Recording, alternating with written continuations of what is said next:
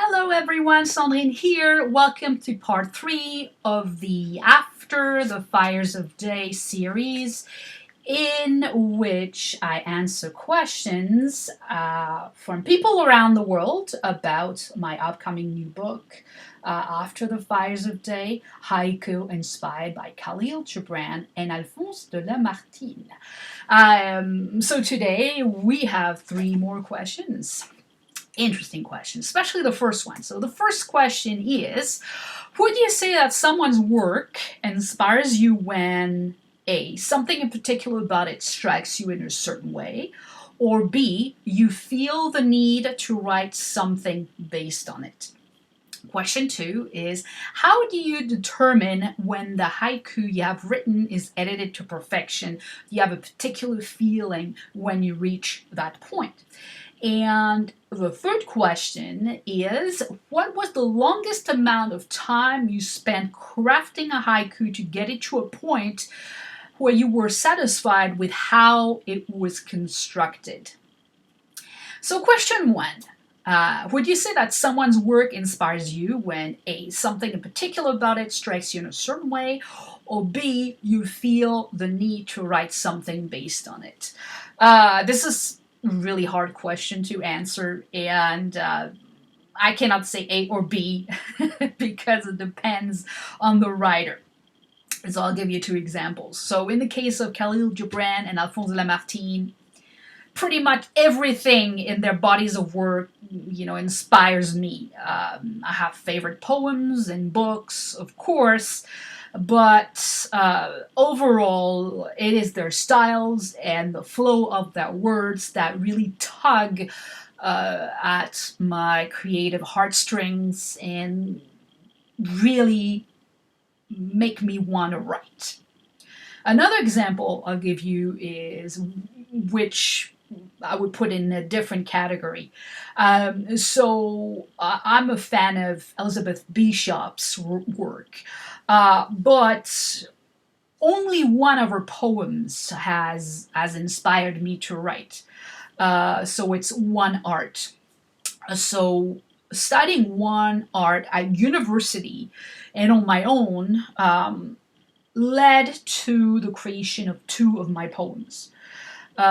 What attracts me to that particular piece, one art, is the way Bishop talks about loss and grief, and invites the reader to embrace and accept both loss and grief. So as you can see, there's no A or B choice. It really depends on the writer. The second question, how do you determine when the haiku you have written is edited to perfection? Do you have a particular feeling when you reach that point? The way to determine it is the same as when I read a haiku written by someone else. If the piece hits me with a bang or leaves me with a deep sense of peace, the haiku is definitely done. The first 2 lines of a haiku are usually easy to write for me. I always have problems, and since I'm a slow writer, I always struggle with the last line. It's the last line of a haiku is very challenging for me, as it contains what I call the emotional part of twist of the haiku. So it can take me a long time just to find the concluding words. But the good news is that usually the longer a haiku takes me to write, the more satisfying it will be at the end.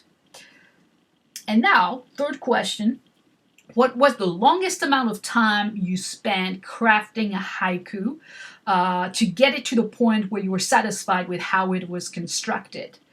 The longest amount of time, writing haiku can take between half an hour and 3 days. So the longest amount of time that took me to write a particular haiku was almost 3 days. I struggled writing it because the image I wanted to evoke too many layers, and as such, the words refused to come out. Really, that's what they did. Um, then I realized that I was trying way too hard. I was obviously doing something wrong. So I asked myself, what would you want readers to see? And as soon as I asked myself this question, the haiku popped up in my mind. And I'm going to read the haiku to you because it's actually part of the book. So it's on page 13 of After the Fires of Day. At a crossroads between toys and clotheslines, all these geese.